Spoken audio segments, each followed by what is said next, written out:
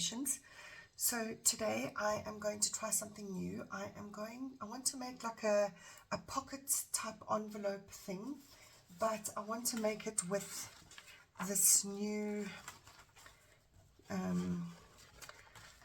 don't know what you would call it, but this is something new that I tried.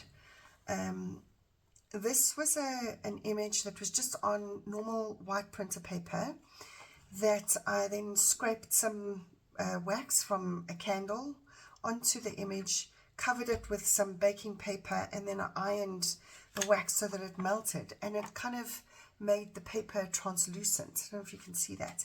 Then this one was, you know, when you're decoupaging and you peel the back layer of the napkin off.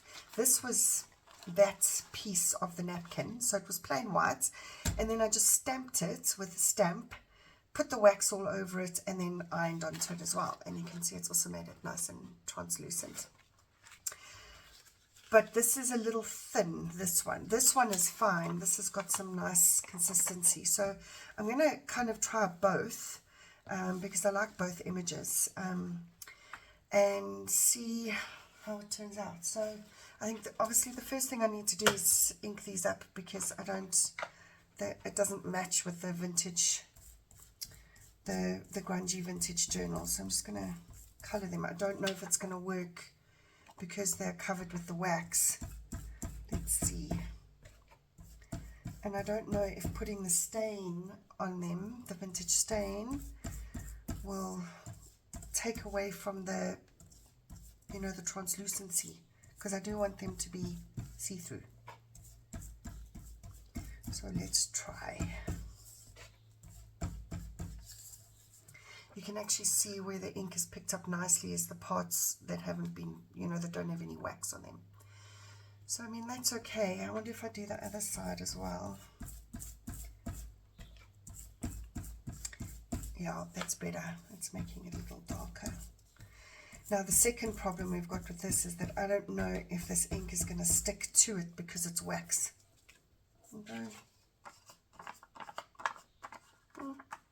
Seems to be sticking okay.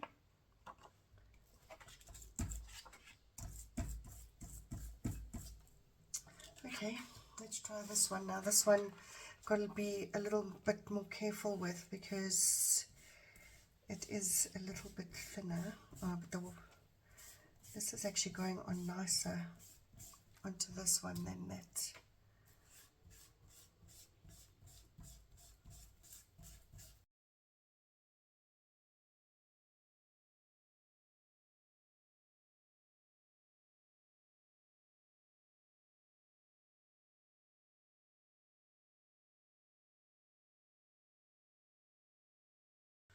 Okay, that's all right. I'm happy with that. Okay, so now I'm just going to cut this one out to the size that I want. I am going to end up stitching this onto the backing paper that I use. I'll probably glue it and stitch it though, because I don't know how this is going to hold up with the stitching. So let me just cut this out quickly to the size that I need. Okay, so I've cut this out. I did have a bit of a problem with it on the cutting machine, and I think it's because of the wax. So I probably should have just cut it by hand. Okay. All right. So then I think I'm just going to use just a plain piece of tea-dyed paper.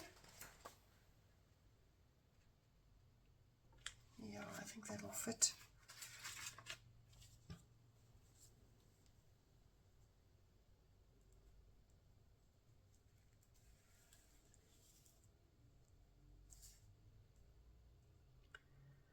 Okay, so like I said, what I'm going to do is, I think I'm going to glue the edges, and then I'll stitch over that, because I definitely want it stitched.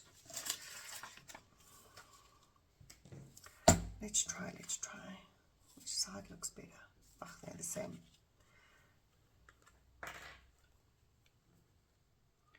Okay, so I'm obviously only going to glue 3 sides, because I want the top to be open.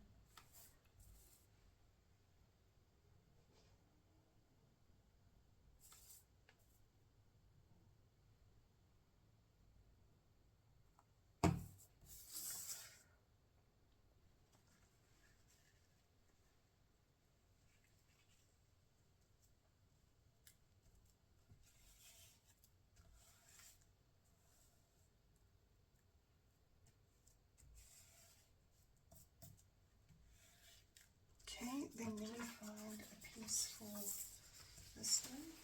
Oh, I'm just going to use this.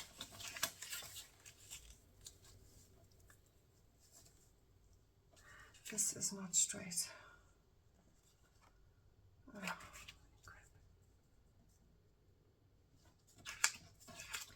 It is very skew.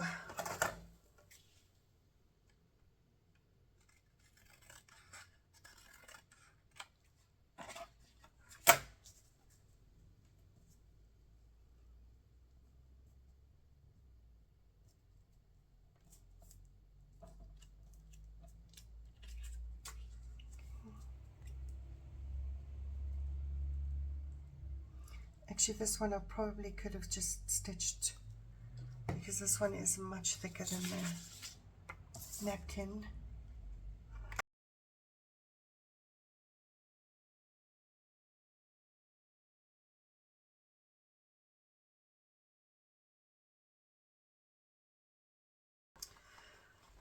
Okay, so with this one, I'm going to leave this bit of a flap on the top because I kind of like that.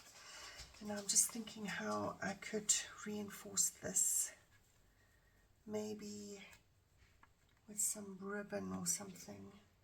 I do have this butterfly ribbon, but I probably should have done that before I glued it down.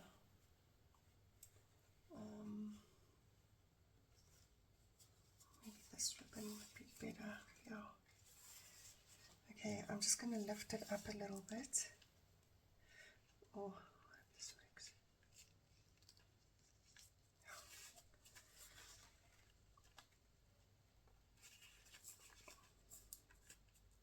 Okay, so if I stick this ribbon, like, you know, over the top to create a bit of a,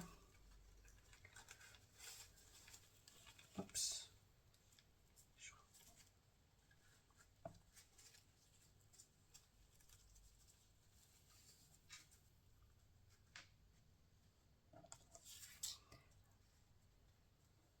I just want to line this ribbon up nicely so it's straight.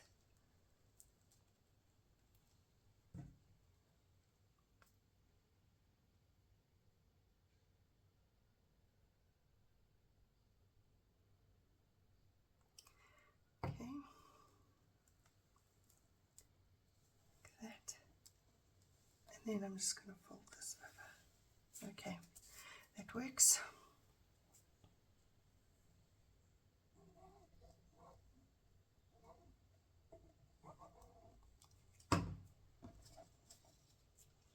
You know, if you've got things going, you know, in and out of the pocket,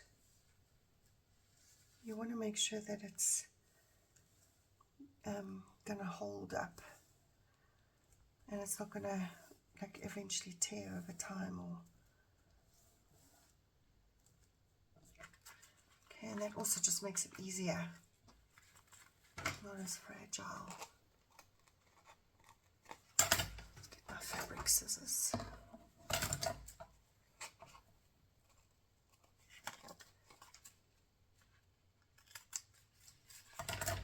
Okay, right, so I'm just going to go and stitch these two closed quickly. This one I didn't leave a lip. I probably should have, but oh well, I'll be back. Right, so I just stitched along the side. What I did with this one, because I didn't like it that I'd left a lip, I just took some of the glue off on the side, pulled it off slowly, and then turned the top over, just also to make that top a little sturdier, which then gave me a lip. And I kind of wanted the stitching to look messy, so that's what I've done. And in true Laura Ann fashion, again, I didn't ink before I stuck them together. So now you're going to have to, I want the darker one.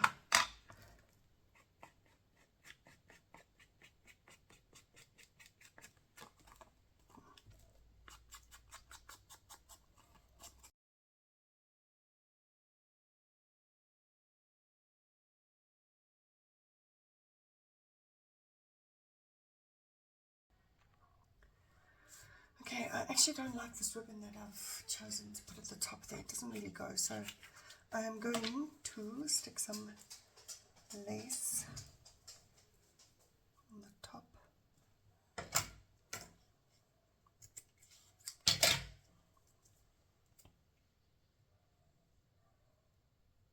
I'll be using this lace throughout the journal, so I don't want to put it all the way up to the top, but I just want to, that's better. It's more of a contrast as well. Okay, and there you have it, guys. 2 very simple pockets. Hope you enjoyed that. Please give the video a thumbs up and subscribe if you haven't already, and I'll see you in the next video.